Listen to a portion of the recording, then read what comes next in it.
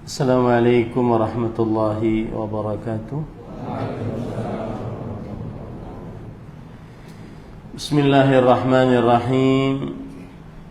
Innal hamdalillah nahmaduhu wa nasta'inuhu wa nastaghfiruh wa na'udzu billahi min shururi anfusina wa sayyiati a'malina. Man yahdihillahu fala mudilla lahu ومن يضلل فلا هادي له وأشهد أن لا إله إلا الله وحده لا شريك له وأشهد أن محمدا عبده ورسوله يا أيها الذين آمنوا اتقوا الله حق تقاته ولا تموتن إلا وأنتم مسلمون يا أيها الناس اتقوا ربكم الذي خلقكم من نفس واحدة وخلق منها زوجها وبث منهما رجالا كثيرا ونساء واتقوا الله الذي تساءلون به والأرحام إن الله كان عليكم رقيبا يا أيها الذين آمنوا اتقوا الله وقولوا قولا سديدا يصلح لكم أعمالكم ويغفر لكم ذنوبكم ومن يطع الله ورسوله فقد فاز فوزا عظيما أما بعد فإن أصدق الحديث كتاب الله وأحسن الهدي هدي محمد صلى الله عليه وعلى آله وسلم وشر الأمور محدثاتها وكل محدثة بدعة وكل بدعة ضلالة وكل ضلالة في النار. Alhamdulillah, kita bersyukur pada Allah Subhanahu wa taala pada hari ini, hari Jumat malam Sabtu 9 Dzulqa'dah 1445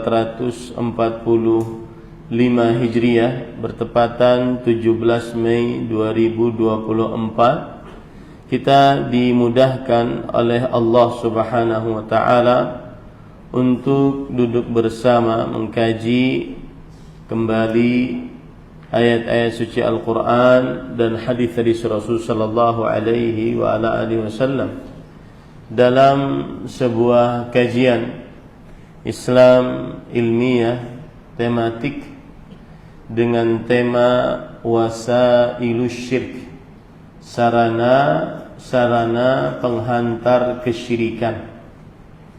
Salawat dan salam semoga selalu Allah berikan kepada Nabi kita Muhammad sallallahu alaihi wa ala alihi wasallam, pada keluarga beliau, para sahabat serta orang-orang yang mengikuti beliau sampai hari kiamat kelak. Dengan nama-nama Allah yang husna dan sifat-sifat yang ulia, kita berdoa, Allahumma inna nas'aluka ilman nafi'an wa rizqan tayyiban wa amalan mutaqabbala.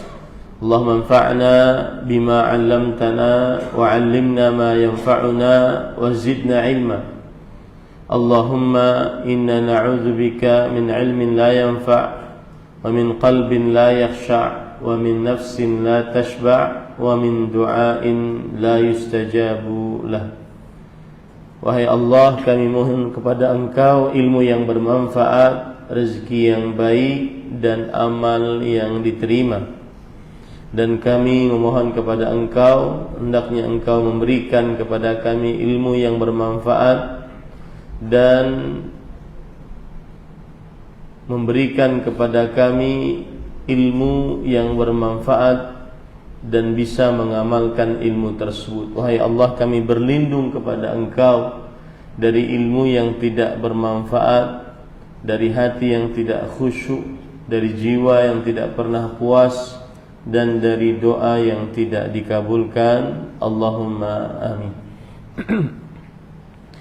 Ahibati fillah, afanillah wa iyyakum. Tema kita pada kesempatan kali ini berkaitan dengan perkara akidah. Akidah adalah kullu syai'in ya'taqiduhu al-muslimu fi qalbihi i'tiqadan jaziman la yatatarraqu fihi syai'un min asy-syakki aw ar-raib. Akidah adalah segala sesuatu yang diyakini oleh seorang muslim di dalam qalbunya dengan keyakinan yang kokoh, tidak ada sedikit pun keraguan di dalamnya. Dan perkara akidah adalah perkara yang paling penting untuk dipelajari oleh setiap muslim.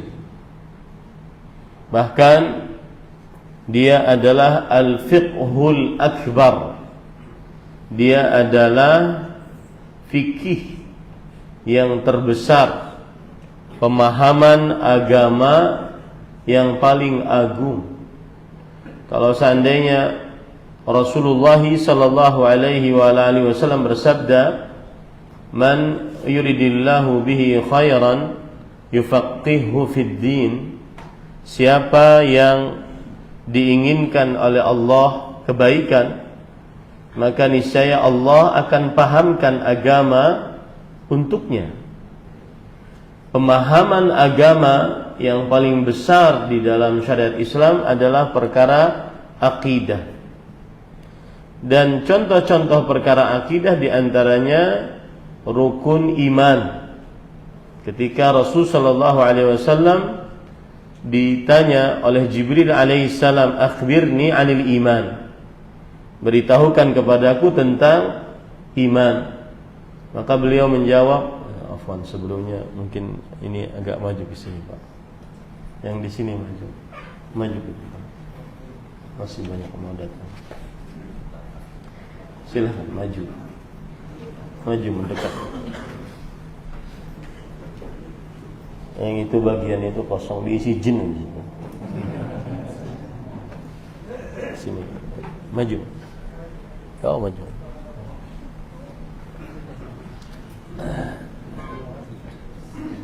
Ya.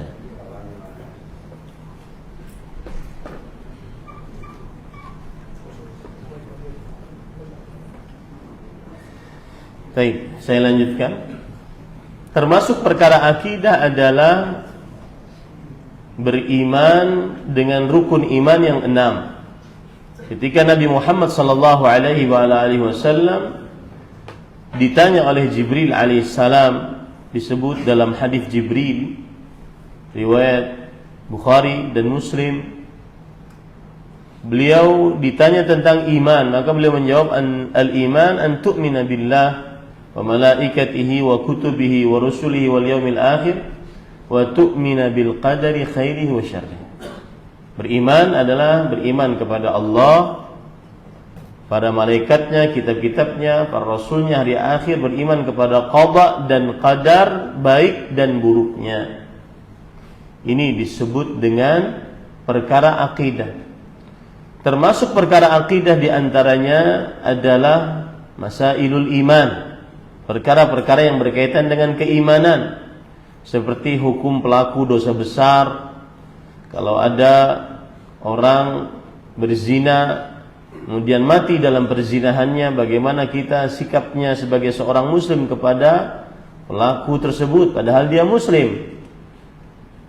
Kemudian kalau seandainya dia minum khamar dan mati dalam keadaan minum khamarnya, dia muslim. Nah, itu namanya nanti masuk ke dalam masailul iman. Hukmu murtakibil kabirah, hukum pelaku dosa besar, itu masuk dalam perkara akidah. Kemudian perkara akidah diantaranya adalah al-i'tiqad fi sahabah radhiyallahu anhum, keyakinan akidah seorang muslim terhadap para sahabat Nabi radhiyallahu anhum. Kemudian al-i'tiqad fi ali baitin Nabi sallallahu alaihi wasallam, keyakinan tentang Ahlul Bait Rasulullah sallallahu alaihi wasallam, itu juga perkara akidah.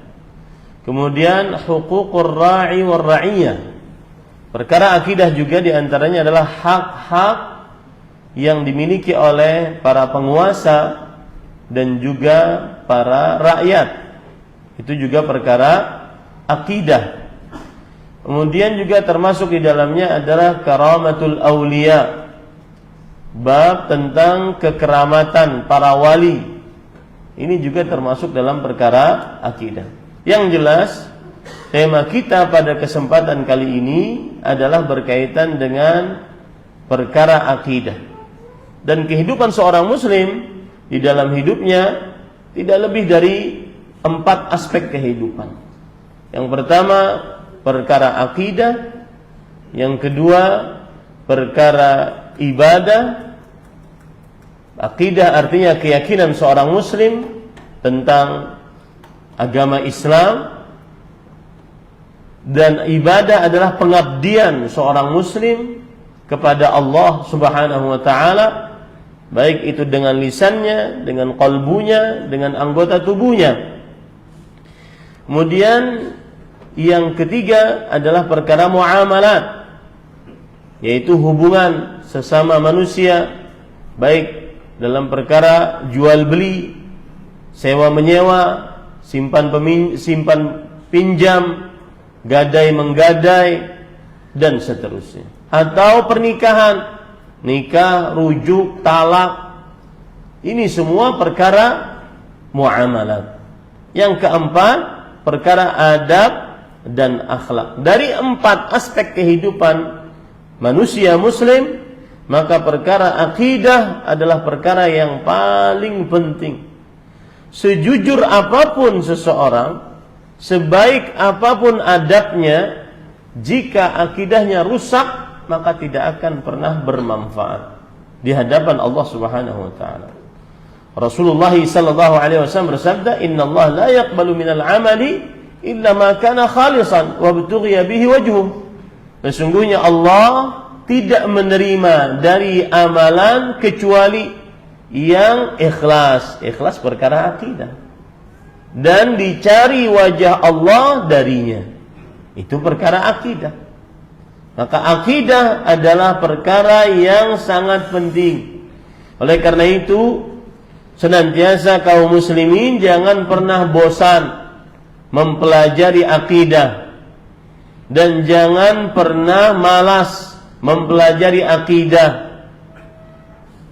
Apabila ada para ustaz, maka ajak untuk mempelajari akidah, karena akidah adalah bagaikan akar pada sebuah pohon, ruh pada anggota tubuh, pondasi dalam sebuah bangunan. Itu akidah. Saya beri contoh. Orang belajar tentang keluarga yang sakinah, mawaddah, dan rahmah, maka tidak ada keluarga yang mendatangkan ketenangan, rasa cinta dan kasih sayang, kecuali pondasinya akidah. Pondasinya akidah. Ya. Allah berfirman dalam surah Ibrahim ayat 24, "Alam tara kaifa daraballahu mathalan kalimatan tayyibatan kasyajaratin tayyibah asluha thabit wa far'uha fis sama' tu'ti ukulaha kulla hinin bi'izni rabbiha wa yadribullahu al-amthal linnas la'allahum yatadhakkarun." Apakah engkau wahai Muhammad sallallahu alaihi wasallam tidak memperhatikan bagaimana Allah membuat sebuah perumpamaan, ucapan yang baik, kalimatan thayyibah, ucapan yang baik, kata ahli tafsir di generasi sahabat, ulamanya umat Islam, Abdullah bin Abbas radhiyallahu anhuma, yaitu kalimatut tauhid, kalimat la ilaha illallah, akidah itu. Apakah engkau tidak memperhatikan bagaimana Allah membuat perumpamaan ucapan yang baik, seperti pohon yang baik, akarnya kokoh, batangnya menjulang ke langit, memberikan buahnya di setiap musimnya dengan izin Allah Subhanahu wa taala. Itulah perumpamaan yang Allah Subhanahu wa taala buat untuk manusia agar mereka berpikir dan mengingat. Dari ayat ini kita ambil pelajaran, akidah adalah bagaikan akar pada sebuah pohon. Ini terutama nih di zaman sekarang yang katanya sudah ngaji tauhid tetapi sering mengeluh di media sosial. Ngantri sedikit ngeluh, dimarahin suami sedikit ngeluh, dimarahin istri sedikit ngeluh. Ngeluhnya bukan kepada satu makhluk. Media sosial berarti 5.000 makhluk kalau seandainya dia punya akun profil. 5.000 makhluk dia adukan. Padahal orang yang berakidah tauhid yang benar, maka tidak akan pernah mengeluh kecuali hanya kepada Allah Subhanahu wa taala. Suatu saat Sufyan bin Sa'id bin Masruq Ats-Tsauri rahimahullah melihat seseorang yang mengeluhkan nasibnya kepada orang lain. Kemudian dia dipanggil, "Ya hadza syakauta man yarhamuka ila man la yarhamuk." Wahai fulan, engkau yang sudah mengeluhkan nasibmu kepada orang lain, sebenarnya engkau telah mengeluhkan Allah yang mengasihimu kepada makhluk yang tidak mengasihimu. Oh, berapa banyak kalau seseorang duduk dengan orang lain, lihat dia akan bercerita tentang keluhan atau tidak. Orang ahli tauhid, ahli akidah yang benar, lisannya tidak akan pernah bercerita keluhan kecuali hanya kepada Allah. Di sepertiga malam terakhir, mengangkat tangan, merengek-rengek seperti anak kecil minta mainan yang tidak diberikan oleh orang tuanya. Begitu ahli tauhid. Ahli tauhid senantiasa benar-benar dekat dengan Allah Subhanahu wa taala. Tidak malas beribadah. Ahli zikir pagi dan sore, ahli Quran, ahli bahasa Arab.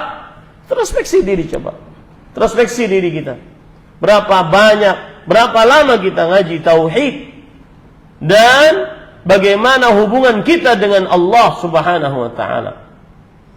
Sering sebagian orang yang sudah ngaji tauhid mencemooh orang yang di luar yang belum ngaji tauhid, meremehkan, merendahkan. Akan tetapi kalau dia introspeksi dirinya, maka dia akan benar-benar merasakan, belum terasa dia al-unsu billah, merasa lezat berkomunikasi dengan Allah, merasa lezat berdoa dengan Allah Subhanahu wa taala, cinta kepada Allah Subhanahu wa taala. Maka para ikhwan yang dirahmati oleh Allah, ini sebagai poin pertama bahwa perkara akidah adalah perkara yang paling penting dalam diri setiap muslim. Dan akidah maknanya adalah keyakinan yang diyakini oleh seorang muslim dalam kalbunya tanpa ada keraguan sedikit pun di dalamnya. Tanpa ada keraguan sedikit pun di dalamnya. Contoh yang lain, pentingnya perkara akidah. Saya beberapa hari ini ada beberapa kajian tentang tauhid, kekuatan tauhid. Kita sering sekali diajari oleh ustaz-ustaz kita dan kita ucapkan jazakumullahu khairan. Tauhid yang khalis, yang murni, sehingga kita tidak berdoa kepada orang mati, tidak sujud kepada kuburan. Alhamdulillah. Semoga Allah mewafatkan kita di atas itu, jauh dari perbuatan tersebut.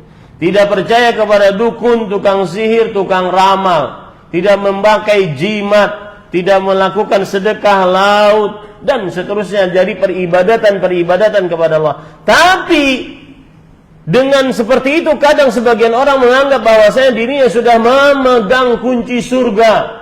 Akhirnya dia merasa diawang-awang, akhirnya meremehkan maksiat, akhirnya dia meremehkan maksiat. Padahal dia ahli tauhid. Orang ahli tauhid semestinya sebagaimana dikatakan di dalam pepatah Arab, "Idza khalauta fi dhulmatin biribatin faqul innal ladzi khalaqadh-dhalama yarani."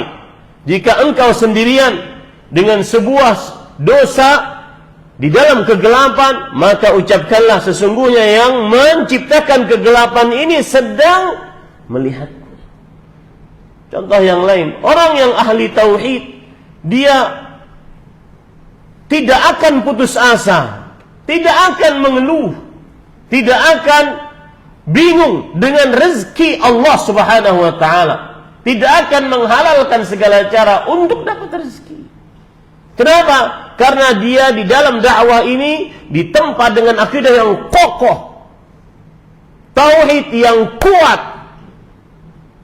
Ada sebagian orang kadang-kadang ditelepon oleh atasannya, padahal lewat telepon, tapi dia tahu atasan ini punya kuasa atasnya, maka dia kadang-kadang sampai menunduk-nunduk kepalanya di telepon ke tanah. Siapa? Siapa? Orang ahli tauhid nggak ada begitu. Ahli tauhid, innallaha huwar razzaq dzul quwwatil matin.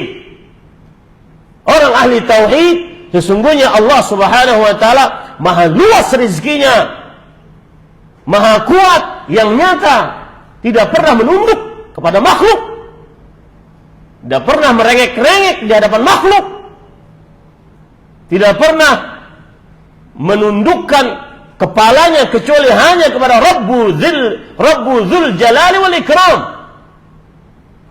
Begitu ahli tauhid. Itu pentingnya akidah.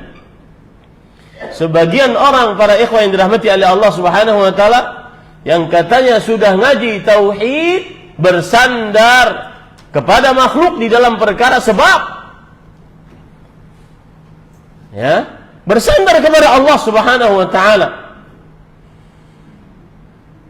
Wallahi para ikhwan, demi Allah, orang yang ngaji tauhid, orang yang paling tenang dengan urusan rezeki, umur, jodoh, kesehatan.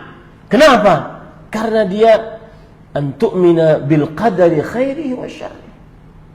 Beriman kepada takdir baik dan buruknya. Apa itu? I'lam annama asabat lam yakun liyukhti'ak wa ma akhta'ak lam yakun liyusibak. Ketahuilah baik-baik, yakini, masukkan ke dalam sanubari, bukan hanya sebagai pengetahuan dasar kulit, masukkan jadi sebuah keyakinan mendasar dalam setiap kehidupan kita.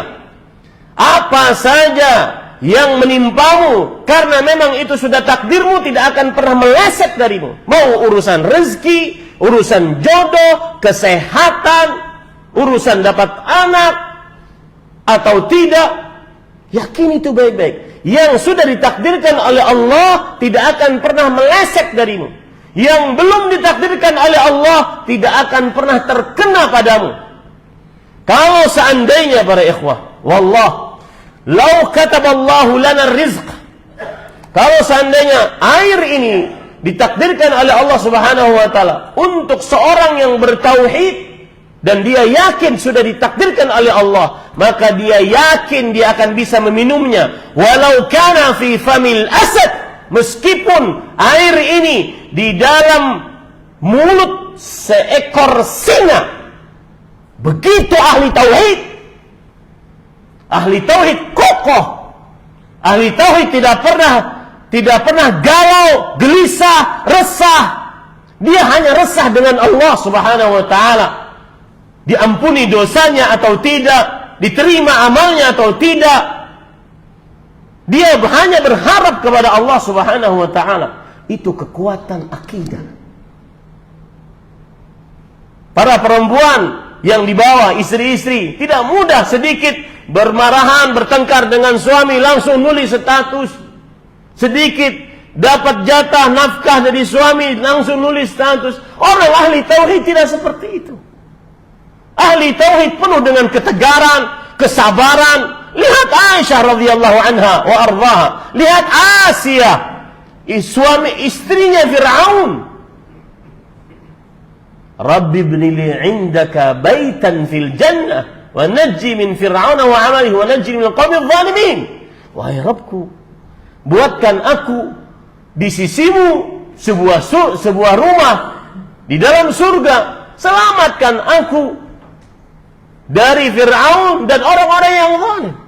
Begitu ahli tauhid, sangat kuat. Aisyah radhiyallahu anha pernah ditanya oleh Urwah bin Zubair. Makanya saya katakan tadi, yang sering ngaji-ngaji tentang keluarga yang sakinah, maka tidak ada. Dan ini ilmu kita ambil dari para masyayikh kita. Ini ilmu turun-temurun. Saya dapatkan ini dari Fadilatul Syekh Profesor Dr. Abdul Razak bin Abdul Muhsin. Sampaikan kepada umatmu, jamaahmu, bahwa kiat paling sukses untuk membuat keluarga sakinah, mawaddah, rahmah, istri penuh dengan kepuasan, qanaah terhadap apa yang diberikan oleh suami dari nafkahnya, suami penuh dengan tanggung jawab. Satu konsepnya, akidah yang kokoh, tauhid. Yo antum, perkara masalah qanaah. Istri sering tidak qanaah dengan pemberian suami. Suami sering tidak tanggung jawab terhadap istri. Jawabannya cuma satu, tauhid.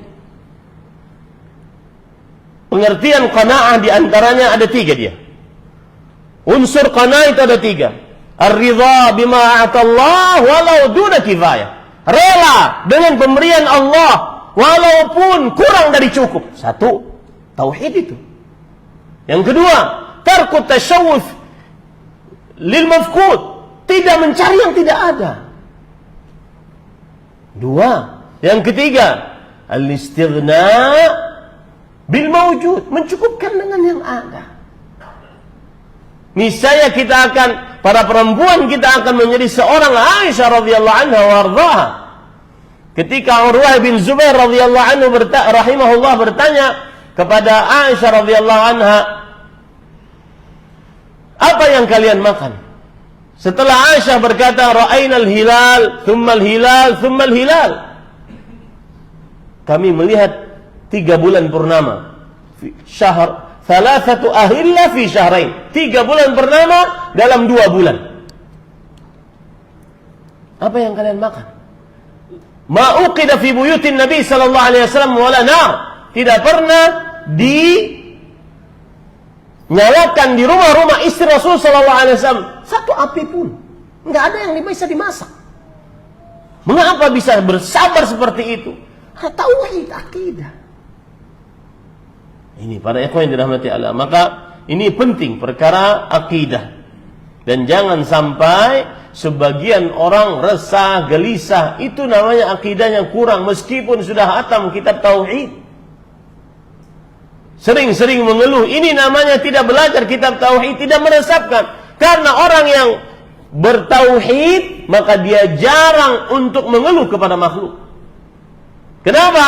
Karena Allah berfirman, "Man yu'min billah yahdi qalbah." Yang beriman kepada Allah, bahwa itu semua atas takdir Allah Subhanahu wa taala. Urusan rezeki tadi para ikhwah. Kalau seandainya air ini di depan mulut saya, belum Allah takdirkan untuk masuk walau setetes pun ke dalam tenggorokan saya, maka tidak akan pernah masuk. Harus yakin. Itu kekuatan tauhid. Sebagian ikhwah terutama setelah Covid terlalu sibuk dengan dunia, lupa majelis ilmu, malas untuk datang ke majelis ilmu. Kenapa? Karena sibuk dengan dunia. Lihat saja tampilan-tampilan di media sosial, seluruhnya berkaitan dengan usaha. Padahal usaha tersebut tidak akan pernah digapai kebahagiaan darinya tanpa bertauhid kepada Allah Subhanahu wa taala. Nah, para ikhwan yang dirahmati oleh Allah Subhanahu wa taala, itu poin yang pertama. Poin yang kedua, tema kita adalah wasailus syirk. Sarana-sarana penghantar kesyirikan. Timbul pertanyaan, Ustaz, kenapa kita membicarakan kesyirikan? Karena dia kebalikan sesuatu yang paling penting di dalam akidah. Jadi akidah itu cabangnya banyak, yang paling penting dalam akidah adalah perkara tauhid. Tauhid kebalikannya adalah kesyirikan. Itu sebab yang pertama. Mengapa kita mengangkat tema tentang sarana kesyirikan? Karena kesyirikan adalah kebalikan dari sesuatu yang sangat terpenting dalam perkara akidah, yaitu tauhid. Bisa memahami sekarang ya, apa bedanya akidah, apa bedanya tauhid, apa bedanya dengan manhaj. Kalau manhaj adalah tata cara beragama berdasarkan Al-Quran, hadis Rasul dipahami oleh para salafus saleh. Dan ini manhaj termasuk akidah. Paham sekarang bedanya? Akidah adalah sebuah hal yang besar dalam syariat Islam, yang semuanya diyakini oleh seorang muslim dengan keyakinan yang kokoh tanpa ada keraguan sedikit pun di dalamnya. Termasuk dari perkara akidah, tauhid, mentauhidkan Allah Subhanahu wa taala. Termasuk dari perkara akidah, manhaj salaf. Itu perkara akidah. Itu sebab yang pertama kenapa kita mengangkat tema ini. Sebab yang kedua, karena para ikhwan yang dirahmati oleh Allah Subhanahu wa taala, Rasulullah sallallahu alaihi wasallam sudah memberitahukan bahwa umat ini akan terjadi kesyirikan di dalamnya. Ya, umat ini akan terjadi kesyirikan di dalamnya. Sebagaimana dalam beberapa dalil. Maka ini membuat kita takut. Karena tauhid adalah jalan satu-satunya yang menghantarkan kepada ridha Allah. Kebalikan dari tauhid adalah kesyirikan, jalan yang paling besar menghantarkan kepada kemurkaan Allah Subhanahu wa taala. Oleh sebab itulah Rasul sallallahu alaihi wasallam sudah memberitahukan kepada kita bahwa tidaklah dibangkitkan hari kiamat kecuali hatta talhaqa qabailu min ummati bil musyrikin, sampai kabilah-kabilah, berarti banyak dari umatku bergabung dengan orang-orang musyrik, i'tikaf di berhala-berhala orang musyrik. Ini menunjukkan bahwasanya di umat ini akan terjadi kesyirikan. Di umat ini akan terjadi kesyirikan. Sebagaimana kaum Yahudi, Nasrani terjadi kesyirikan setelah tauhid mereka, maka begitu pula umat Islam, umat Nabi Muhammad SAW akan terjadi kesyirikan. Rasul sallallahu alaihi wa alihi wasallam bersabda dalam hadis sahih, la tattabi'unna sanana man kana qablakum hatta shibran bi shibrin, dhira'an bi dhira'in, hatta law dakhalu juhru dabbin la dakhaltum. Sungguh kalian wahai umatku akan benar-benar mengikuti orang-orang sebelum kalian, sejengkal demi sejengkal, sehasta demi sehasta, sampai mereka masuk ke dalam lubang hewan dog, biawaknya Arab, yang mana lubangnya penuh dengan belok-belok, kotor, tidak ada manfaat masuk ke dalam lubang tersebut. Maka kalian akan mengikutinya. Kemudian para sahabat bertanya, al-Yahud wan Nasara ya Rasulullah, apakah orang-orang yang sebelum kita yang engkau maksud adalah orang-orang Yahudi dan Nasrani? Rasulullah SAW menjawab, na'am. Faman? Siapa lagi kalau bukan mereka? Dan Yahudi Nasrani setelah bertauhid kepada Allah di zaman Nabi Isa, di zaman Nabi Musa, mereka mensyirikkan Allah Subhanahu wa taala. Maka begitu pula umat Islam, nanti akan terjadi kesyirikan di tengah umat Islam. Dan itu salah satu tanda dari tanda-tanda hari kiamat. Baik. Sebab yang ketiga, mengapa kita mengangkat tema ini? Karena kesyirikan adalah dosa paling terbesar. Itu kata hiperbola. Paling terbesar. biasanya kita mengucapkan paling besar atau terbesar. Ini tidak, paling terbesar. Rasul sallallahu alaihi wasallam bersabda, "Ala unabbiukum bi akbaril kabair." Maukah aku beritahukan dengan dosa paling terbesar? Akbar adalah kata komparasi dari kabir. Besar, akbar lebih besar.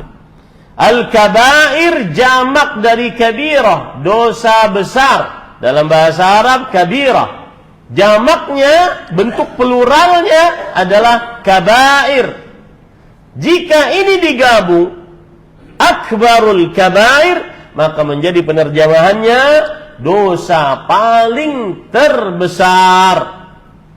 Ini penyebab mengapa kita mengangkat tema ini. Dan kalau kita perhatikan, para ikhwan yang dirahmati oleh Allah Subhanahu wa taala, bagaimana buruknya dosa-dosa kesyirikan. Yang pertama, para ikhwan yang dirahmati oleh Allah Subhanahu wa taala, dosa kesyirikan menghapuskan amal. Mau dia dosa syirik besar atau syirik kecil. Syirik besar menghapuskan seluruh amal. Syirik kecil menghapuskan dosa, menghapuskan pahala pada amal tersebut saja. Tetapi seluruhnya dosa syirik akan menghapuskan amal. Allah berfirman di dalam surat Zumar ayat 65. وَلَقَدْ أُوحِيَ إِلَيْكَ وَإِلَى الَّذِينَ مِنْ قَبْلِكَ لَإِنْ أَشْرَكْتَ لَيَحْبَطَنَّ عَمَلُكَ وَلَتَكُونَنَّ مِنَ الْخَاسِرِينَ. Sungguh telah kami wahyukan kepada engkau, wahai Muhammad sallallahu alaihi wasallam, kepada orang-orang sebelum engkau, jika engkau melakukan kesyirikan, sungguh amalmu akan benar-benar. Di situ ada dua penekanan, lamut taukid dan nunut taukid. Sungguh amalmu akan benar-benar terhapus, dan sungguh engkau benar-benar termasuk orang-orang yang merugi. Ini adalah buruknya kesyirikan, menghapuskan pahala amal saleh. Menghapuskan pahala amal saleh. Ini sedikit menyinggung tentang kekuatan tauhid. Orang yang bertauhid tidak akan mudah untuk memperlihatkan amal. Ini para ikhwah di zaman sekarang, bahkan kadang-kadang kepada orang yang bertauhid juga, sudah memperlihatkan amal ditambah dengan bohong. Apa itu? Sudah memperlihatkan amal bahwasanya dia sedang berdoa, dia sedang sholat di Masjid Nabawi, Masjidil Haram, dia sedang di Raudhah, dan seterusnya. Plus bohong. Dipoto sambil doa, padahal dia sedang tidak berdoa. Itu dusta. Paham enggak? Itu riyaknya ikhlas. Ya, ini para ikhwan yang dirahmati oleh Allah Subhanahu wa taala. Bismillah. Yang kedua, buruknya kesyirikan adalah jika pelaku kesyirikan mati di atas kesyirikan, terutama syirik besar, tidak akan diampuni oleh Allah Subhanahu wa taala. Tidak akan diampuni oleh Allah. Dalam surah An-Nisa ayat 4, Allah Subhanahu wa taala, surah An-Nisa ayat 64. Allah Subhanahu wa taala berfirman, dan juga ayat 118. Innallaha la yaghfiru an yushraka bih wa yaghfiru ma duna dzalika liman yasha. Sesungguhnya Allah tidak mengampuni dosa yang mensyirikannya. Kata Imam Ibnu Katsir pada ayat ini di dalam tafsir Al-Qur'an Al-Azim, la yaghfiru li'abdin laqiyahu wa huwa musyrikun bih. Allah tidak mengampuni untuk seorang hamba pun, siapapun dia, ketika bertemu dengannya dalam keadaan mensyirikannya dengan sesuatu apapun. Ini para ikhwan dirahmati oleh Allah. Fadilat Syekh, penulis kitab Taisir Al-Aziz Al-Hamid, syarah kitab Tauhid, beliau mengatakan asyirku a'zamudz dzambi. Syirik adalah dosa paling besar. Kenapa? Lianna Allah Ta'ala akhbara annahu la yaghfiruh. Karena Allah mengabarkan bahwa Allah tidak mengampuninya illa bitaubati minhu, kecuali dengan bertaubat kepadanya. Wa ma 'adahu fa huwa dakhilun tahta masyiatillah. Dan selain kesyirikan, maka dia di bawah kehendak Allah Subhanahu wa taala. Sebesar apapun dosa tersebut. Jika tidak kesyirikan, maka di bawah kehendak Allah. Jika Allah mau menghendaki dia diampuni, diampuni. Jika Allah tidak menghendaki tidak diampuni oleh Allah Subhanahu wa taala. Buruknya kesyirikan yang ketiga, ini yang menyebabkan kita membahas tema kesyirikan, yaitu syirik penyebab seseorang kekal abadi di dalam neraka, tidak akan pernah keluar.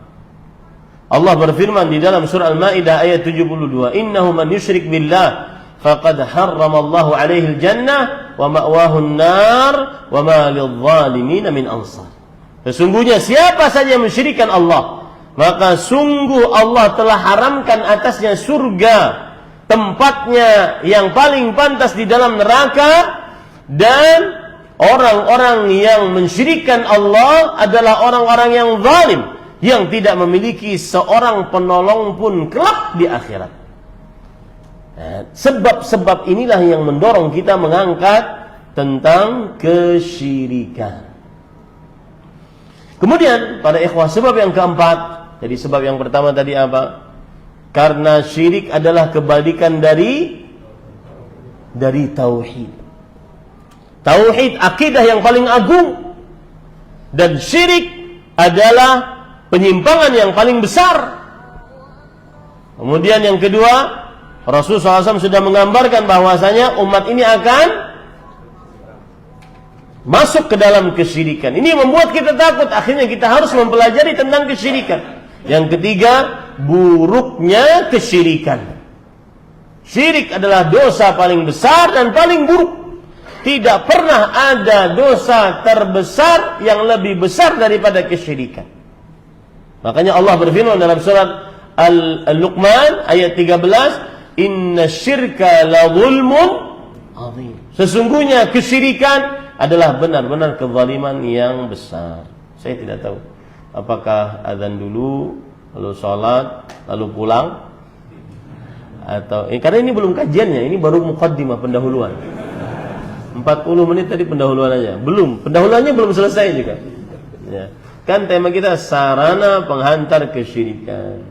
Apakah azan dulu? Kebiasaan sih biasanya azan dulu baru lanjut gitu ya. Baik, silakan azan dulu. Nah.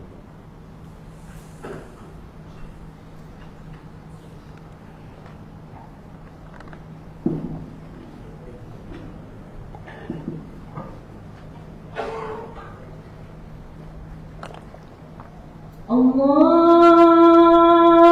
Akbar, Allahu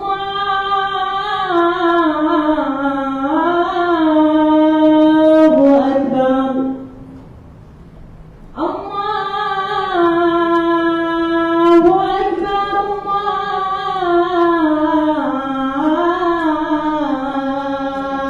Allahu Akbar. Asyhadu an la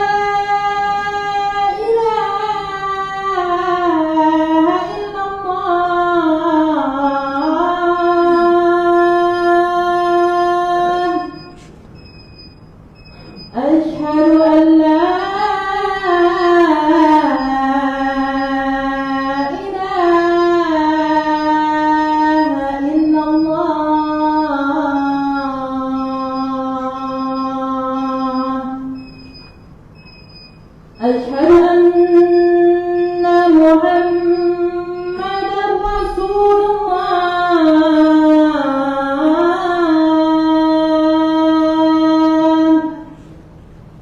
Asyhadu anna Muhammadar Rasulullah.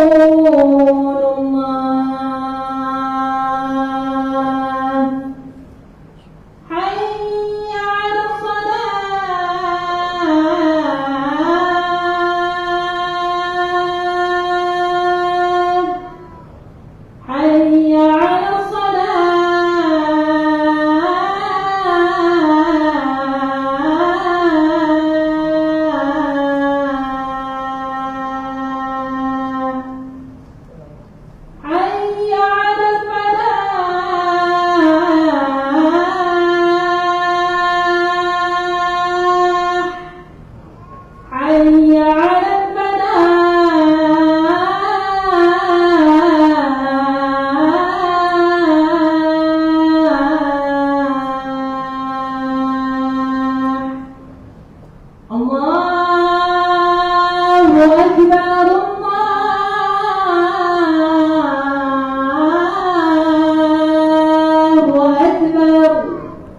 لا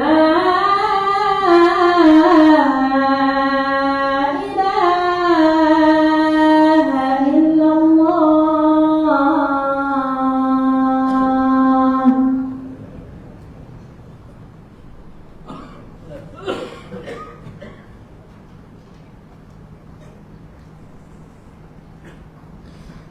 Sedikit saya menyinggung tentang tauhid, ya, meskipun tema kita tentang kesyirikan. Orang yang ahli tauhid saat azan, maka dia sangat mengagungkan perkara azan. Makanya orang-orang yang kena sihir, mereka takut dengan azan. Pernah kejadian kami di kampus, waktu itu saya masih kuliah di IU, Islamic University of Madinah. Dan itu nama resmi dari mereka sekarang, ya, yang dikenal di Indonesia, Universitas Islam Madinah. Nama resmi mereka IU, Islamic University of Madinah. Ada kawan dari Sri Lanka waktu itu kena sihir. Orang yang ganteng, tinggi, cuma karena dan banyak perempuan yang suka kepada dia, tapi karena beliau harus memilih salah satunya, akhirnya beliau nikahi yang satu. Yang lain cinta ditolak, dukun bertindak. Akhirnya kena sihir, subhanallah. Dan luar biasa sihirnya. Itu berarti kan melalui beberapa benua, gitu. Karena dikirim dari Sri Lanka.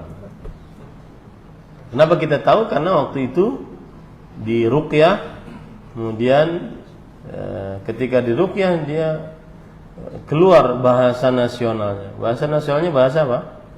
Bahasa Jawa. Apa gue? Pas waktu di ruqyah, wah ini dari Sri Lanka. Dari apa? Iya, Sri Lanka. Suriname, apa? Suriname.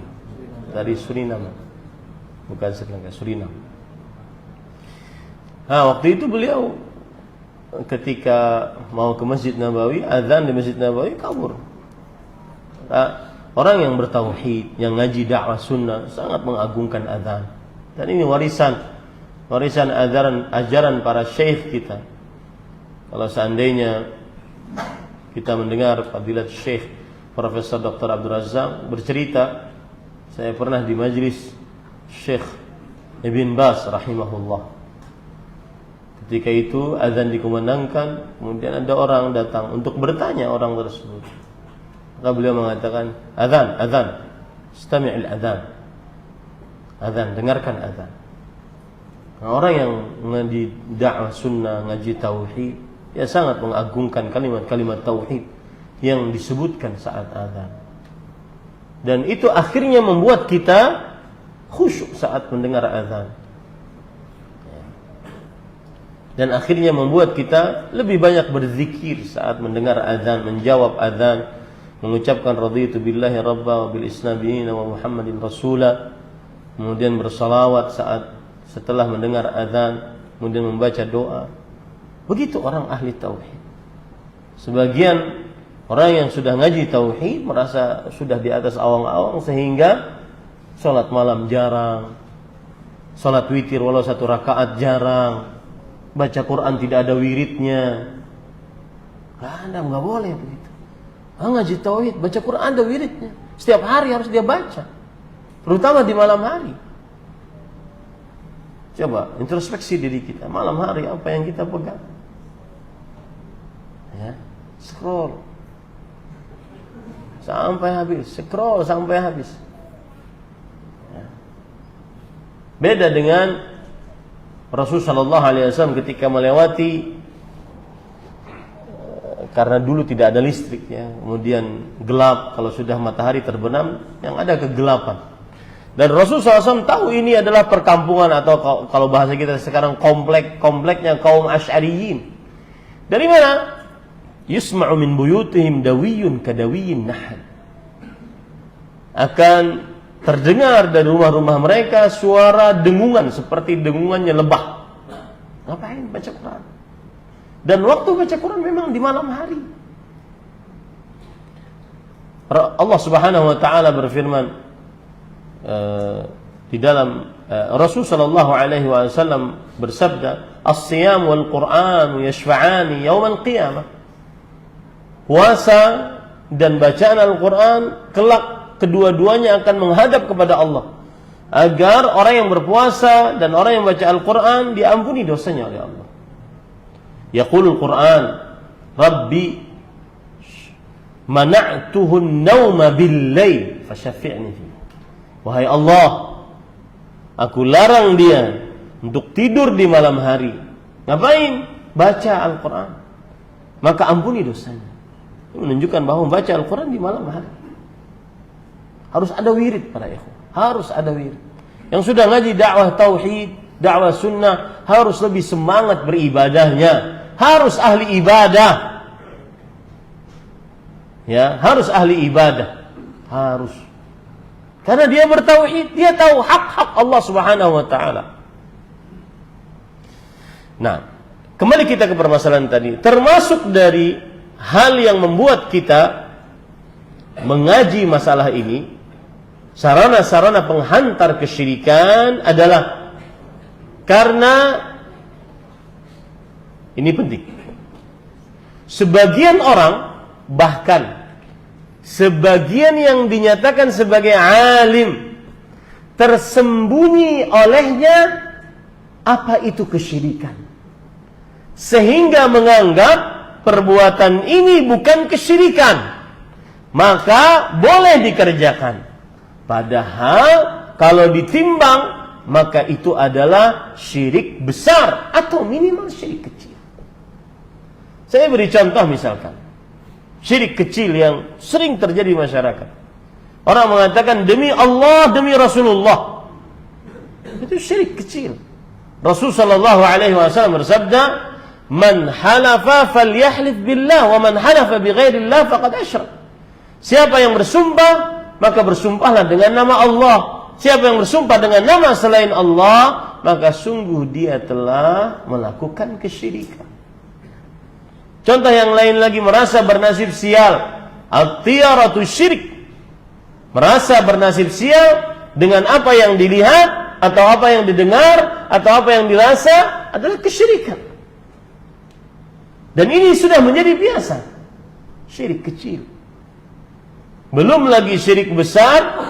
Nah, maka para ikhwan seperti misalkan bertawassul, berdoa kepada orang yang sudah mati, bertabarruk dengan meyakini sesuatu yang ditabarruki itu adalah yang bisa menyembuhkan, memberikan manfaat, memberikan kebaikan, sebagaimana kita akan jelaskan nanti. Maka para ikhwan yang dirahmati oleh Allah, sebab selanjutnya mengapa kita membicarakan tentang sarana-sarana kesyirikan, karena sebagian dari kaum muslimin, bahkan mungkin tahap seorang yang dianggap alim atau pendakwah, ustadznya kah, kiainya kah, habibnya kah, terkadang sebagian tidak mengetahui apa itu kesyirikan atau punya syubhat, akhirnya membolehkan kesyirikan. Seperti yang terjadi pada hadis yang diriwayatkan oleh Imam Tirmidzi dari Abi Waqid Al-Laythi radhiyallahu anhu, bahwa beliau bercerita Rasul sallallahu alaihi wasallam pergi untuk berperang Hunain. Kemudian mereka melewati, kaum muslimin bersama Rasul SAW melewati pohon yang dimiliki oleh orang-orang musyrik. Di pohon tersebut orang-orang musyrik, mereka menggantungkan senjata mereka, bertabarruk dengan pohon tersebut. Pohon tersebut disebut dengan Dzatu Anwad. Mereka gantungan senjata, pedang, tombak, panah dan seterusnya, untuk biar bisa berkah, mendatangkan kebaikan senjata-senjata ini saat perang. Maka sebagian sahabat Rasul SAW, terutama yang baru masuk Islam, berkata, "Ya Rasulullah, ij'al lana dzata anwadin kama lahum dzatu anwad." Wahai Rasulullah SAW, jadikan untuk kami pohon juga, agar kami bisa menggantungkan senjata-senjata kami sebagaimana orang-orang musyrik. Apa kata Rasul SAW? Subhanallah. Dan subhanallah adalah kata untuk kalimatu tanzihillah minasyirik, mensucikan Allah dari segala macam sekutu. Subhanallah. Qultum kama qala qaum Musa. Kalian telah mengucapkan sebagaimana diucapkan oleh kaumnya Nabi Musa. ij'al lana ilahan kama lahum alihah. Buatkan untuk kami Tuhan sebagaimana mereka mempunyai Tuhan.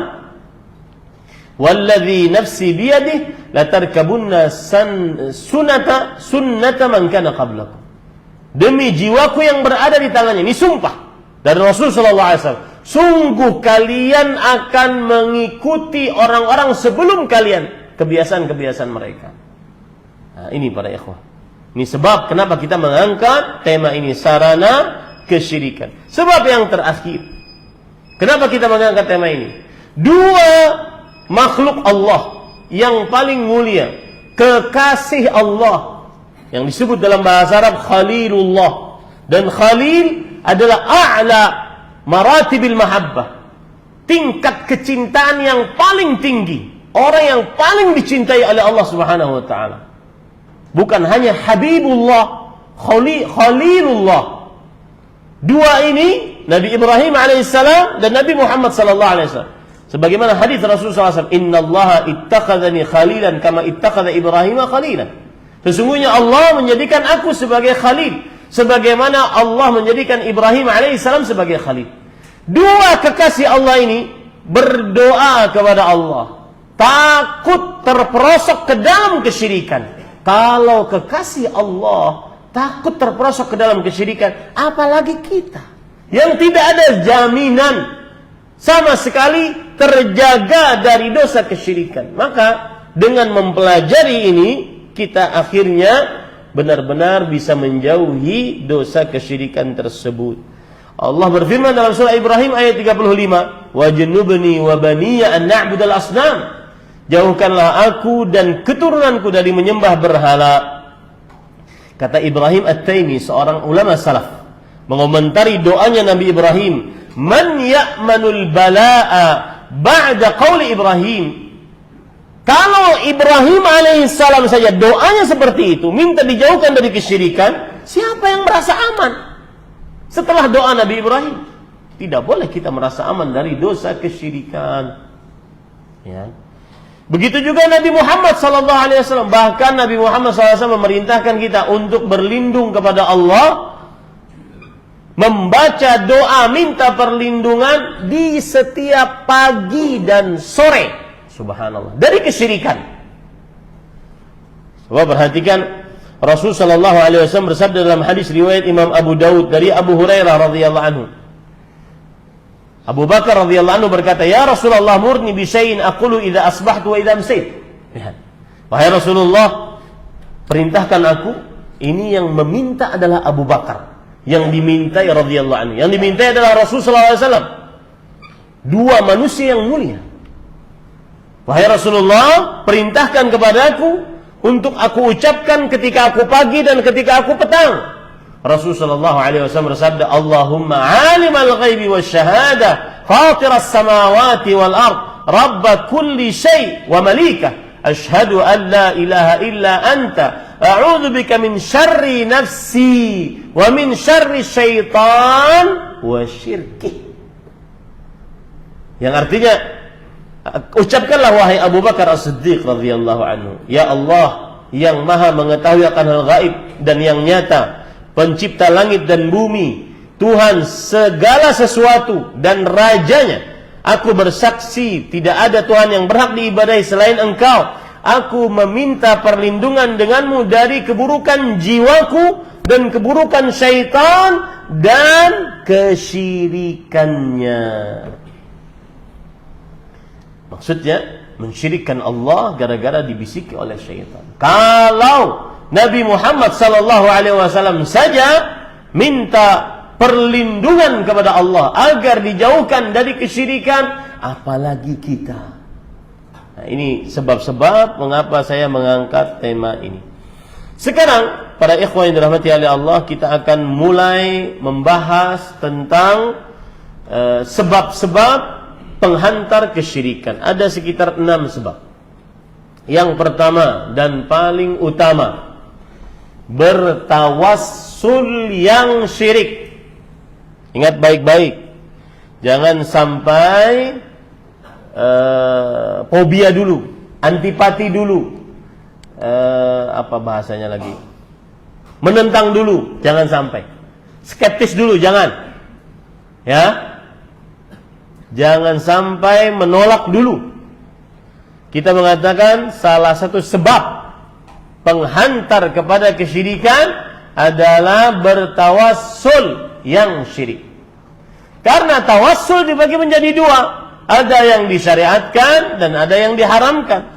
Bahkan saya bisa mengatakan, berdasarkan ayat Al-Quran, siapa yang menolak bertawassul, maka berarti dia mengingkari Al-Quran. Karena di dalam Al-Quran ada tawassul yang disyariatkan.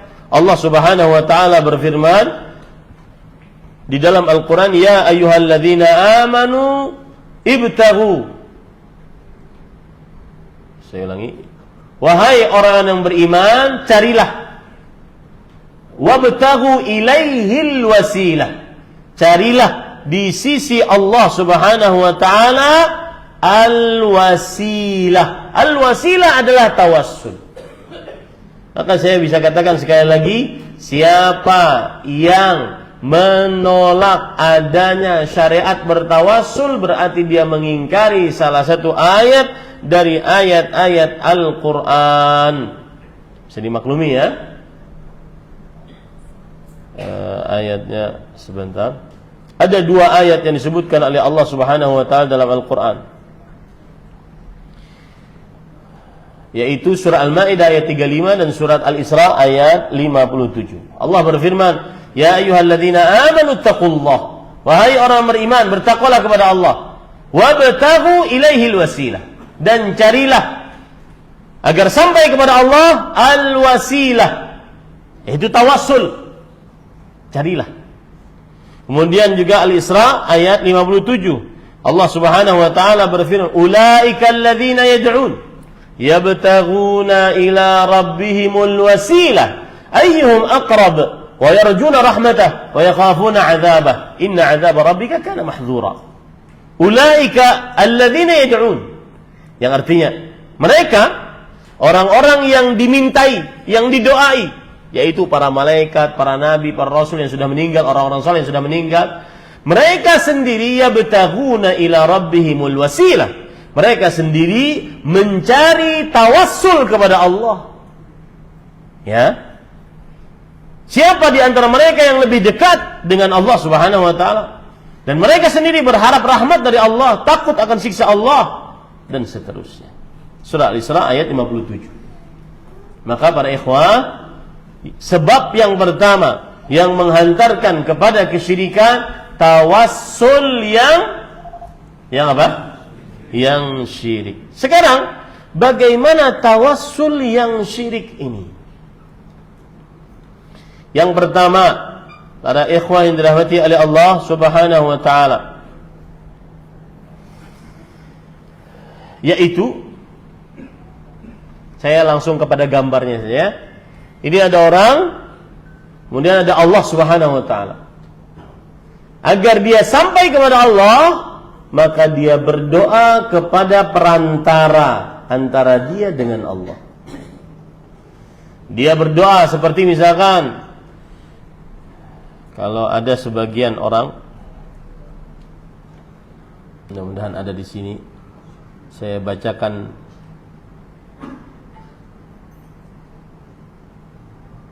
nah ini dia. Ini biasanya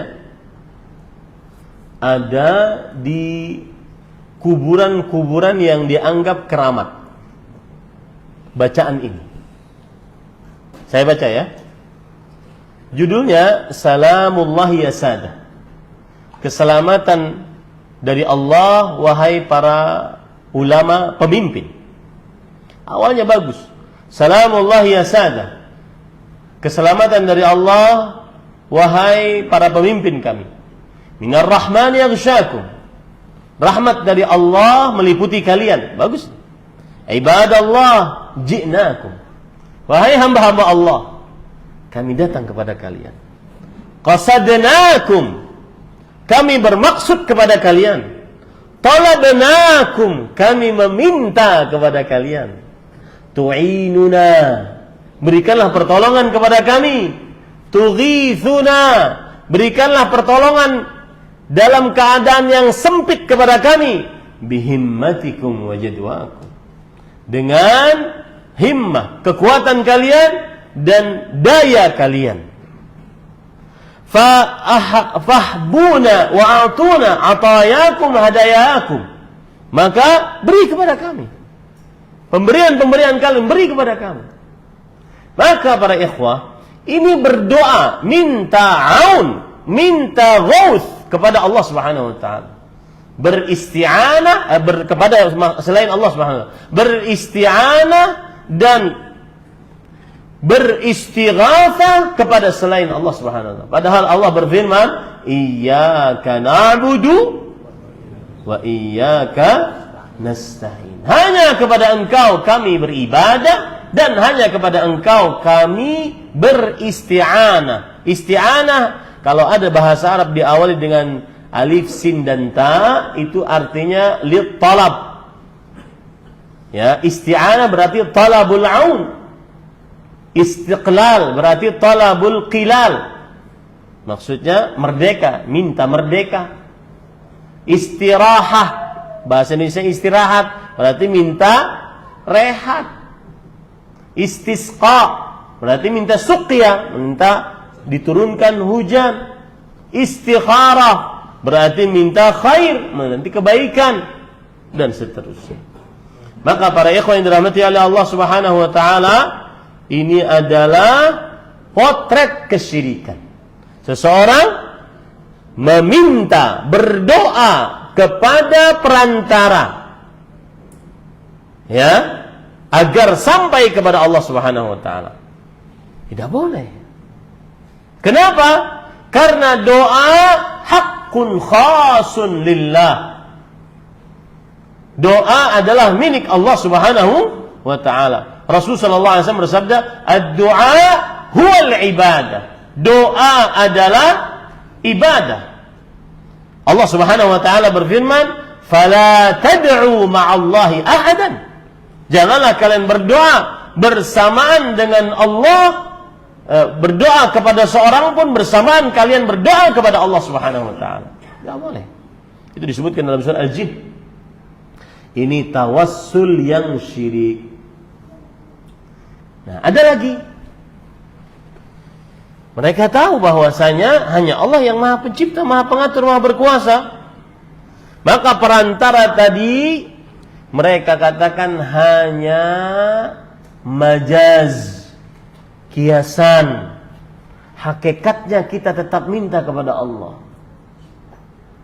Bagaimana alasannya? Alasannya adalah, meskipun saya mengucapkan, wahai Syekh Fulan, aghithni, wahai Fulan, madad, madad. Pernah dengar tak? Hah? Wahai Fulan, berikan aku kekuatan, pertolongan dalam keadaan yang sempit. Itu tidak mengapa. Tidak mengapa. Kenapa? Karena yang penting qalbu kita meyakini Allah yang Maha mengatur. Jadi kata mereka, hakikatnya tetap minta sama siapa? Allah. Boleh atau tidak Pak seperti itu? Kalau semua pakai hakikatnya, rusak agama ini. Contoh, antum sekarang tawaf di dalam ruangan ini. Kemudian ketika kita larang, kenapa antum tawaf? Hakikatnya saya tawaf di Ka'bah. Itu namanya bahasanya majaz aqli. Orang sering menggunakan itu, namanya bahasanya majaz aqli. Itu akal-akalan. Paham ya? Ini para ikhwan yang dirahmati Allah. Itu potret yang kedua. Tetap tidak diperbolehkan. Kenapa? Karena bagaimanapun seseorang akan tergantung apa yang dia ucapkan. Ya. Nah, yang ketiga, ini agak ringan, tidak sampai kepada derajat kesyirikan, tetapi belum pernah dikerjakan oleh Rasulullah SAW dan para sahabatnya.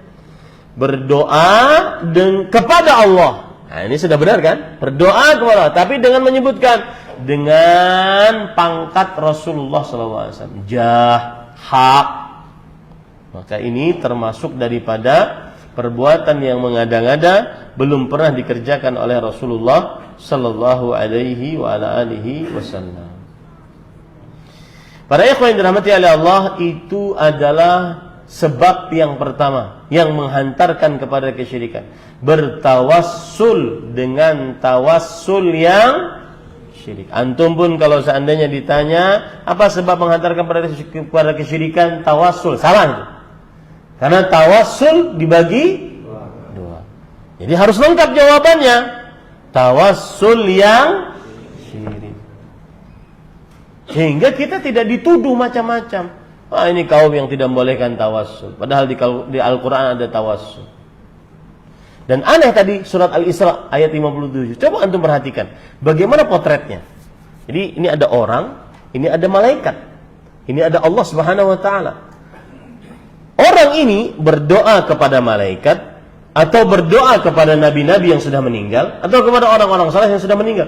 Padahal para orang-orang saleh, makhluk-makhluk saleh ini sedang apa? Bertawassul kepada siapa? Kepada Allah sendiri. Nah, di sini antum kenapa bingung?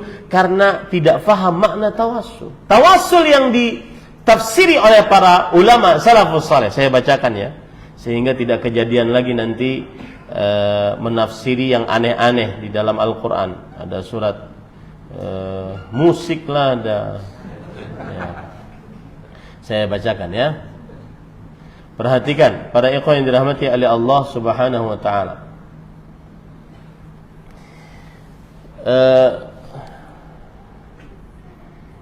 Di dalam tafsir Imam Ibnu Katsir, tafsir Al-Qur'an Al-Azim, al-wasilah qala Sufyan Ats-Tsauri qala haddatsana abi an Talhah an Atha' ibn Abbas ay al-qurbah. وكذا قال مجاهد وعطاء وأبو وائل والحسن وقتادة وعبد الله بن كثير وسدي وابن زيد. Yang artinya wasilah yang dimaksud. Jadi kan begini ceritanya para ikhwan. Ini ada orang berdoa kepada orang soleh. Kemudian orang soleh ini sendiri sedang mengerjakan tawassul kepada Allah. Ya. Nah, apa makna tawassul di sini? Kata Sufyan Ats-Tsauri, ahli hadis. Talhah, seorang tabi'i, Atha bin Abi Rabah, seorang tabi'i, Abdullah bin Abbas, ahli tafsir generasi sahabat. Artinya adalah al-qurbah, yaitu segala macam jenis ketaatan. Jadi makna tawassul adalah yaitu mengerjakan ketaatan untuk dapat ridha Allah. Bukan makna tawassul mencari peran. Paham sekarang bedanya? Ya, lihat lagi, itu juga perkataan Imam Mujahid, seorang tabi'i, ahli tafsir, Atha bin Abi Rabah, Abu Wa'il, Al-Hasan Al-Basri, Qatadah, Abdullah bin Katsir, kemudian Suddi, Imam Suddi, seorang tabi'i, Abdullah bin Zaid, seorang tabi'i, ahli tafsir semua, mengatakan itu adalah at-ta'ah. Makanya Imam Qatadah bin Da'am As-Sadusi, murid terbesarnya Anas bin Malik, beliau mengatakan taqarrabu ilaihi bi ta'atihi wal 'amal bima yurdih. Dekatkan diri kepada Allah, itulah bertawassul, kerjakan ketaatan. Makanya saya katakan tadi pada ikhwah, orang ahli tauhid harus ahli ibadah. Dan saya pesan untuk anak-anak antum yang sedang di pesantren, wallahi kami yang sedang mengurus anak-anak antum, para pengurus-pengurus pesantren, kadang kita dapati para santri sudah dibangunkan cepat kan, mereka harus tahajud agar terbiasa sholat malam, kemudian sholat subuh pada waktunya. Habis subuh mereka ngantuk. Tapi ada santri yang nggak ngantuk, tapi pikirannya, pandangannya ke depan, kosong. Ini seperti ini nggak boleh dimarahin. Panggil, tanya, ada apa nak? Kenapa? Bapak saya nggak sholat, Ustaz. Ibu saya cuma main TikTok, Ustaz. Saya sering berpesan, kesolehan orang tua jaminan paling terkuat untuk seorang anak. Coba perhatikan antum surat Al-Kahfi. Allah berfirman, Di dalam surah Al-Kahfi ayat 82 kalau tidak salah, saya akan carikan nanti. Allah Subhanahu wa taala berfirman, "Wa ammal jidar fakana li ghulamain yatimain fil Madinah wa kana tahtahu kanzul lahumā wa kana abūhumā ṣāliḥan fa arāda rabbuka an yablughā ashuddahumā wa yastakhrija kanzahumā raḥmatan min rabbik." Adapun rumah yang rubuh yang dibetulkan kembali oleh Nabi Khadir, dan namanya Nabi Khadir ya, bukan Haidir. Haidir teman TK saya. Nabi Khadir namanya. Ya. Kemudian dua rumah ini dimiliki oleh dua anak yatim. Dua anak yatim berarti bapaknya meninggal dan dia belum balik. Di bawah rumah dua anak yatim ini ada emas yang tersimpan. Dan dua anak yatim ini abuhuma salihan. Kedua orang tuanya adalah orang tua yang saleh. Allah ingin kalau seandainya dua anak yatim ini sudah dewasa, maka Allah akan keluarkan emas tersebut untuk agar bisa bekal buat dua anak yatim yang sudah dewasa tadi. Artinya apa? Dijamin oleh Allah. Kata Abdullah bin Abbas radhiyallahu anhuma, "Hafidha bi salahi abihima wa lam yudhkar lahumā salahun wa taqaddama annahu kana al-abu as-sabi'." Dua anak yatim yang sudah menginjak dewasa, kemudian dijaga oleh Allah jaminannya, yaitu emas agar dia bisa hidup. Berarti ini diurus dunianya oleh Allah. Disebabkan karena kesolehan orang tuanya. Solehan orang tuanya. Ya. Dan ternyata orang tua yang saleh, anggap ini dua anak yatim. Ini ibu bapaknya. Ternyata dua ibu bapaknya ini tidak terkenal dengan kesolehan. Ternyata yang saleh adalah kakeknya yang nomor 7. Cek itu dalam tafsir Imam Al-Katsir. Saya nggak ngomong dari kantong sendiri. Ya. Maka para ikhwan yang dirahmati oleh Allah, ahli tauhid harus banyak ibadah. Zikir benar-benar beribadah. Ini saya ceritakan. Meskipun sebenarnya kita di dalam dakwah sunnah, dakwah salaf ini tidak boleh terlalu menyanjung orang yang masih hidup. Antum ngefan kepada siapapun dari para ustadz, jangan terlalu menyanjung ustadz yang masih hidup. Karena kita tidak tahu ustadz-ustadz itu, terutama yang berbicara di hadapan kita sekarang ini, tidak tahu diwafatkan dalam keadaan apa. Mudah-mudahan kita dapatkan husnul khatimah. Tetapi kalau antum ngefans, ingin mencari suri tauladan, carilah orang yang sudah meninggal. Bagaimana perkataan Abdullah bin Mas'ud radhiyallahu anhu, "Man kana mustannan falyastanna biman qad mat, fa innal hayy la tu'man 'ala fitnah." Siapa yang mengambil contoh teladan, maka contohilah yang sudah meninggal dari para sahabat, para tabi'in, para tabi'un tabi'in. Kenapa? Karena orang yang masih hidup tidak aman dari godaan saat dia meninggal. Maka para ikhwan yang dirahmati oleh Allah Subhanahu wa taala, kembali ke permasalahan tadi, janganlah orang ahli tauhid senantiasa orang yang ahli ibadah. Contoh, syekh. Kita suatu ketika daurah di Raja TV. Alhamdulillah masjid sekarang besar, kemudian ada aula. Setelah sesi ba'da asar sampai maghrib, kita turun sama-sama dengan Syekh Profesor Dr. Ibrahim bin Amir Rahim. Salat maghrib berjamaah, selesai salat maghrib, seperti kebiasaan Syekh, berzikir, benar-benar berzikir. Benar-benar berzikir. Berzikir yang dengan lisan dan dengan qalb. Bukan sekadar, apalagi sambil main HP. Benar-benar. Dan itu saya perhatikan sudah lama. Bukan sekarang kita memperhatikan. Kemudian setelah berzikir, salat, bangun beliau. Kita kira karena beliau musafir, kita kira beliau ingin ke ruangan untuk berehat. Ternyata tidak, salat 2 rakaat. Kita tunggu. Setelah salat 2 rakaat, bangun lagi. Salat 2 rakaat. Di situ saya mulai paham. Saya langsung bertanya kepada pengawalnya, kebiasaan Syekh ya. Nah, Syekh menganggap para salafus saleh setiap antara azan dan antara maghrib dan isya memperbanyak salat, terutama 6 rakaat, 2 rakaat salam. Begitu salafus saleh. Begitu qudwah yang kita dapati. Dakwah sunnah terkenal dengan ahli ibadah. Bukan hanya sekedar jenggot panjang, celana di atas celana kaki, ya, kemudian cadaran. Dakwah sunnah terkenal dengan ahli ibadah. Maka yang jauh dari ibadah, terutama yang berbicara di hadapan Bapak Ibu saudara-saudara sekalian, dan juga nasihat untuk seluruhnya, perbanyaklah ibadah. Kita sering mencemooh, atau bukan mencemooh, maksudnya kita sering membicarakan orang di luar yang belum ngaji dakwah sunnah.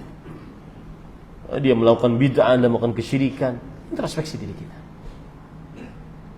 Introspeksi diri kita. Kita ahli ibadah tidak? Sholat witir walau 1 rakaat kita kerjakan. Wirid Quran kita kerjakan. Nah, ini kenapa saya ke sini, karena tadi berkenaan dengan mengerjakan ketaatan. Jadi, tawassul yang benar dengan mengerjakan ketaatan kepada Allah, terutama para orang tua, harus menjadi orang tua yang saleh agar dijamin anaknya. Saya sering mendapati para santri-santri yang bermasalah LGBT, ngebully orang. Ketika kita dalami, bingung. Dia bingung mendapati bapaknya tidak ibadah kepada Allah Subhanahu wa taala. Nah, para ikhwan yang dirahmati oleh Allah Subhanahu wa taala, yang kedua. Ini panitia sampai kapan nih? Ya. Takutnya nanti jadi yang tidak paham baru mengenal dakwah sunnah. Ini sudah kapan sholatnya, katanya taat-taat, sholatnya terlambat. Maka para ikhwan yang dirahmati oleh Allah, untuk sholat isya jika disepakati oleh seluruh jamaah, maka yang lebih afdal diakhirkan. Rasulullah SAW pernah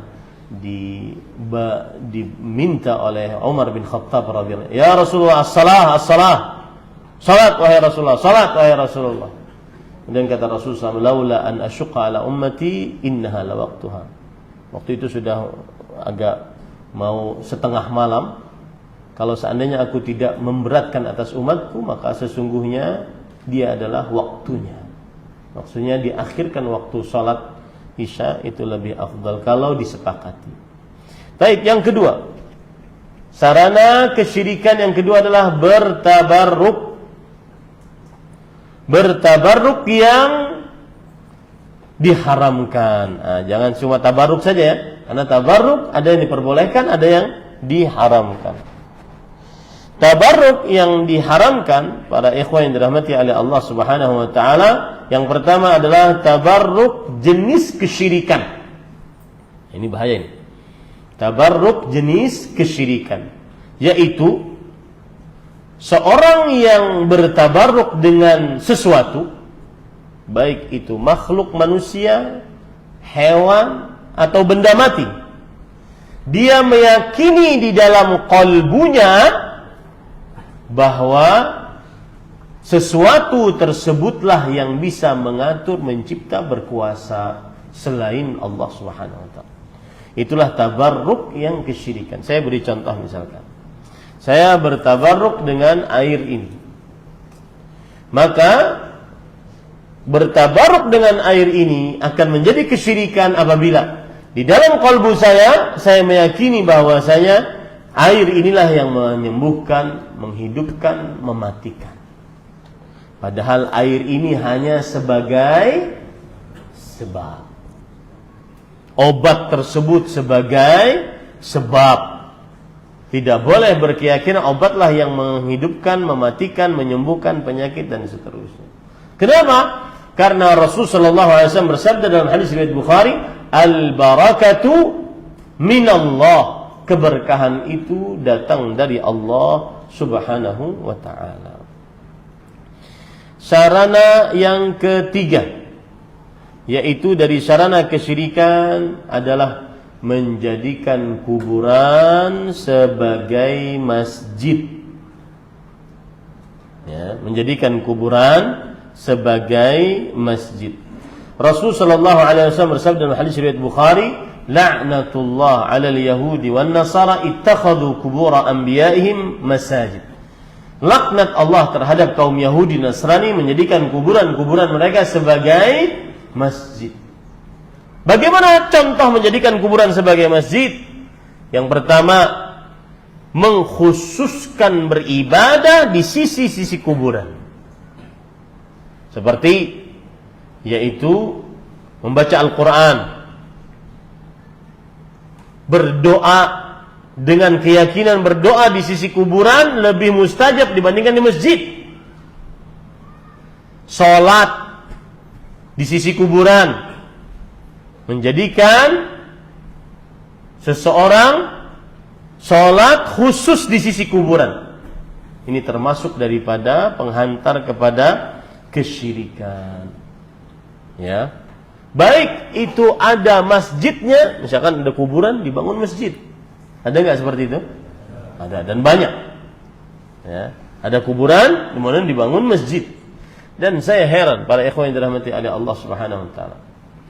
Bagaimana nanti di hari kiamat orang-orang yang membangun kuburan di atasnya masjid, ya, kemudian kadang-kadang kuburannya bermewah-mewah, lebih besar AC-nya daripada ini. Lebih megah, lebih harum kuburannya. Ya. Bagaimana berhadapan dengan hadis-hadis ini? Dan hadis ini adalah hadis-hadis yang merupakan wasiat terakhir Rasulullah SAW. Ada buku judulnya 100 wasiat-wasiat Rasulullah SAW di 100 hari beliau sebelum meninggal. Salah satunya ini. 5 hari sebelum beliau meninggal, beliau mengucapkan ini. La'natullah 'alal yahud wan nasara ittakhadhu qubur anbiya'ihim masajid. Allah melaknat kaum Yahudi dan Nasrani yang menjadikan kuburan-kuburan nabi mereka sebagai masjid. Nah, ini sarana penghantar kepada kesyirikan. Yang selanjutnya, yang keempat, yaitu al-ghulu fis salihin. Berlebih-lebihan memuji orang-orang saleh. Sebagaimana dalam surat An-Nisa ayat 171. Qul ya ahlal kitab la taghlu fi dinikum. Wahai ahlul kitab, janganlah kalian berbuat ghulu di dalam agama kalian. Wala taqulu 'ala Allah illa al-haq, innamal masihu Isa bin Maryam. Jangan kalian katakan kecuali kebenaran.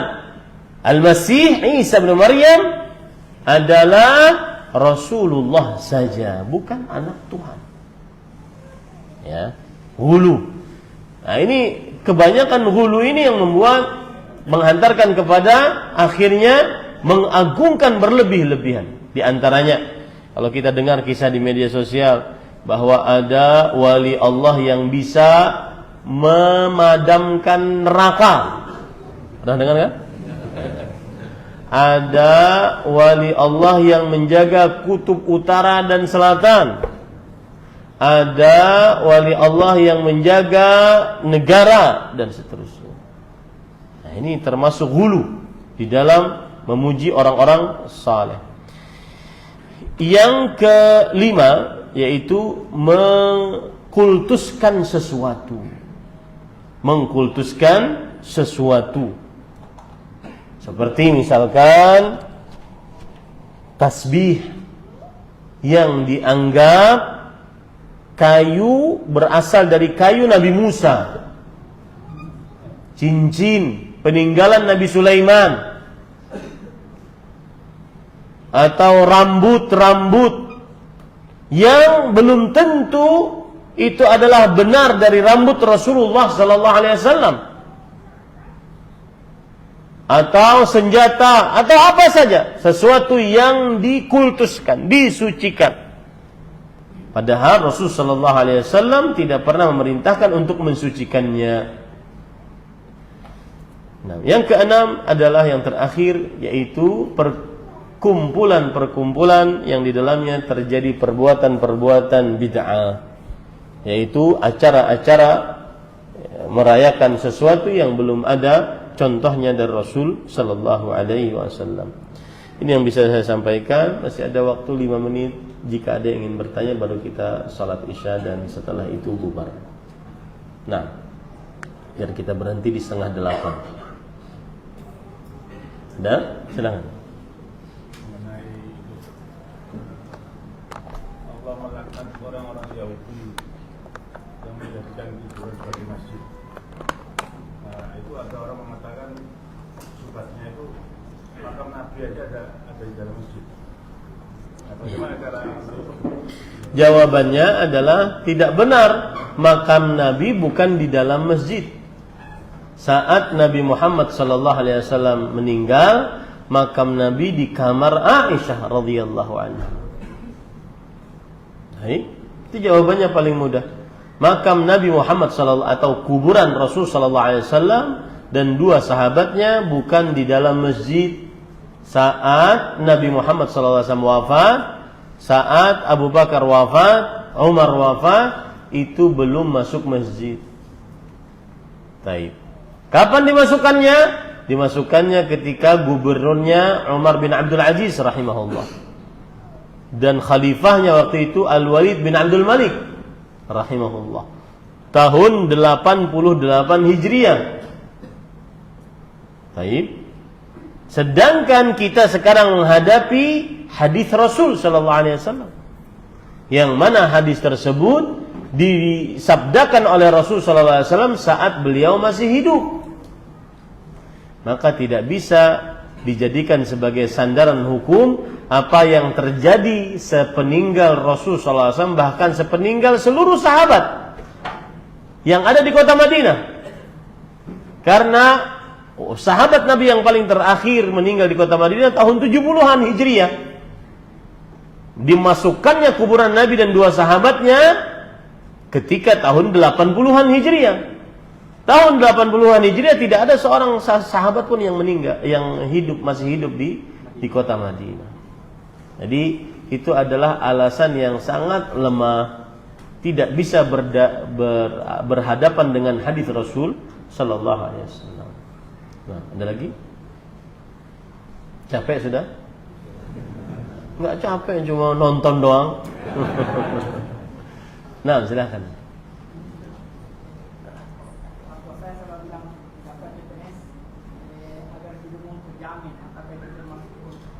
Daftar apa? CPNS agar hidupmu terjamin.